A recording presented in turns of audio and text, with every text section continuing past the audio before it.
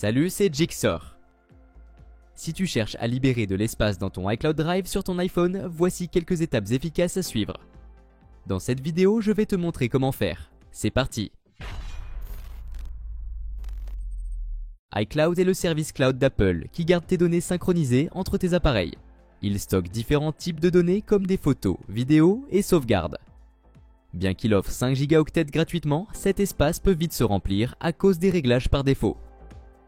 Si tu ne veux pas acheter plus d'espace, tu peux libérer de la place sur iCloud pour continuer à l'utiliser.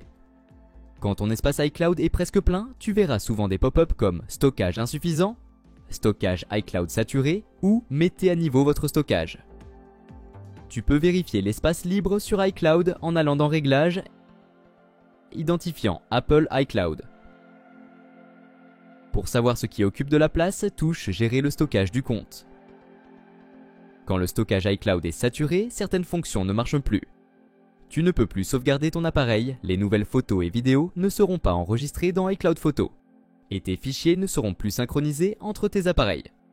Tu ne pourras même plus envoyer ou recevoir d'emails avec ton adresse iCloud.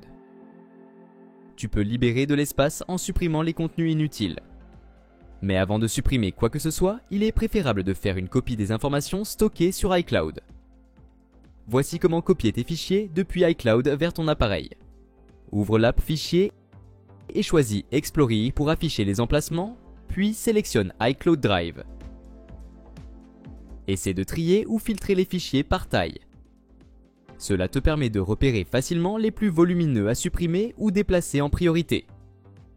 Pour sélectionner, clique de nouveau sur le bouton « Plus ». Touche « Sélectionner », puis choisis les fichiers ou dossiers à copier. Appuie sur le bouton « Partager », puis sur « Copier ». Va dans « Sur mon iPhone » ou un autre service cloud dans « Emplacement ». Appuie longtemps sur un dossier, puis touche « Coller ». Après avoir enregistré tes fichiers en local, pense à les transférer vers OneDrive ou Google Drive pour libérer de la place sur ton iPhone tout en gardant un stockage cloud sécurisé. Télécharge et installe d'abord l'application OneDrive ou Google Drive. Ouvre l'app Fichiers sur ton iPhone. Sélectionne les fichiers à transférer. Touche l'icône Partager, puis choisis Enregistrer dans OneDrive ou Enregistrer dans Google Drive. Ensuite, jette un œil à la section Recommandés pour toi dans les réglages iCloud. Cette option peut t'aider à repérer des photos, fichiers volumineux ou sauvegardes que tu peux supprimer en toute sécurité.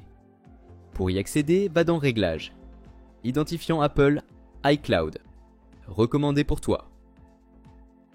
Tu y verras les options Examiner les sauvegardes, examiner les photos et vidéos, et examiner les fichiers volumineux pour récupérer de l'espace. Mais si tu ne vois pas ces options, tu peux toujours supprimer manuellement du contenu. Maintenant, pour supprimer les fichiers inutiles du iCloud Drive, ouvre l'app Fichiers, touche Explorer pour accéder à iCloud Drive. Sélectionne les fichiers ou dossiers à supprimer. Touche Tout sélectionner si tu veux tout effacer, ou fais une sélection manuelle. Puis touche l'icône Supprimer ou la corbeille. N'oublie pas que la suppression de fichiers sur iCloud Drive les supprimera de tous tes appareils synchronisés à iCloud. Après la suppression, vide le dossier supprimé récemment car il occupe aussi de l'espace. Dans l'app Fichiers sous Emplacement, touche Supprimer récemment. Touche Sélectionner, puis Tout supprimer pour libérer définitivement l'espace. Tu peux également envisager les autres options de stockage iCloud. Si tu as besoin de plus d'espace, tu peux changer ton forfait iCloud avec un abonnement mensuel. Va dans Réglages, identifiant Apple iCloud, Gérer le stockage, changer de forfait de stockage pour voir les options disponibles.